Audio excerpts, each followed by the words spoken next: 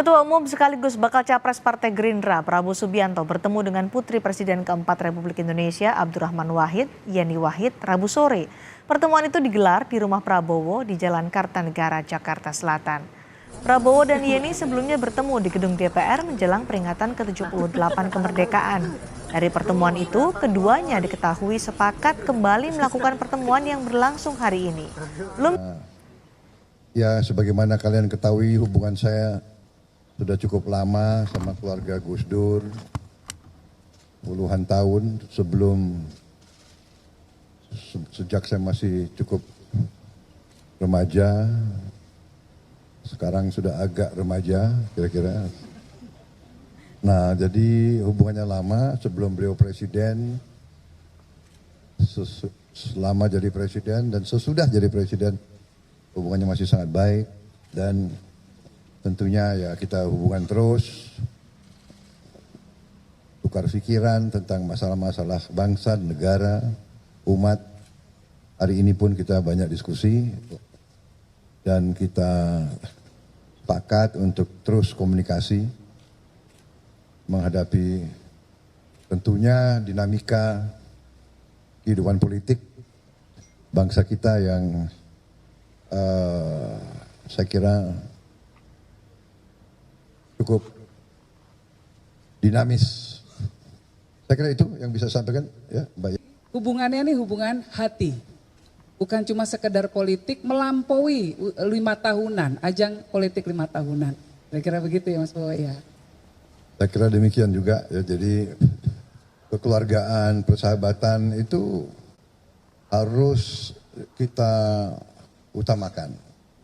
Perbedaan politik itu biasa. Kadang-kadang Mbak Yeni berada di pihak yang berbeda dengan saya. Tidak ada masalah. Ya. Tetap kita komunikasi dengan baik. 2019 kalau nggak salah Mbak Yeni, Pak Jokowi. Dan akhirnya kita juga. Jadi semua kelompok yang istilahnya mengaku Indonesia, semua yang berjiwa merah putih, di ujungnya harus bisa kerjasama. Saya kira itu pelajaran. Kita butuh figur seperti Prabowo, ya. Karena saya percaya setiap zaman membutuhkan pemimpinnya. Nah, zaman mulai dari Bung Karno pada waktu itu transisi kemerdekaan, kita butuh pemimpin revolusioner. Lalu Pak Harto, kita butuh pemimpin yang membangun pasca kemerdekaan. Pak Habibie, beliau memberikan imajinasi tentang negara yang berbasis teknologi.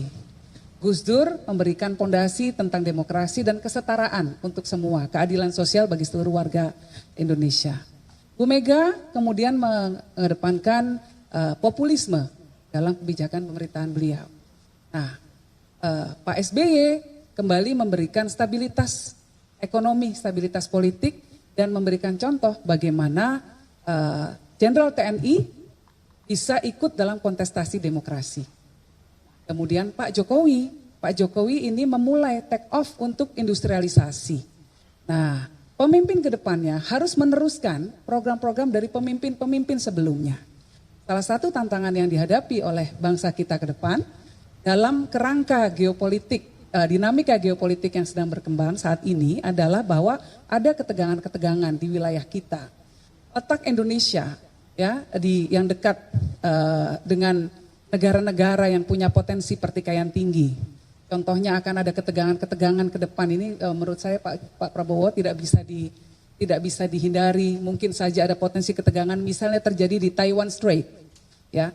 Kalau itu terjadi ketika ada negara yang melakukan move di sana secara navigasional, itu kemudian akan berdampak kepada pasokan rantai global. Nah, pasti dampaknya ke kita karena letak geografis kita di tengah-tengah negara yang tergabung dalam anggota Quad. India, Jepang, Australia, Amerika. Nah, pemimpin yang akan memimpin Indonesia ke depan harus mengerti dinamika geopolitik. Orang yang harus punya kemampuan strategic thinking. Saya komentar ya, bahwa banyak sekali kiai-kiai NU yang punya simpati besar terhadap Pak Prabowo.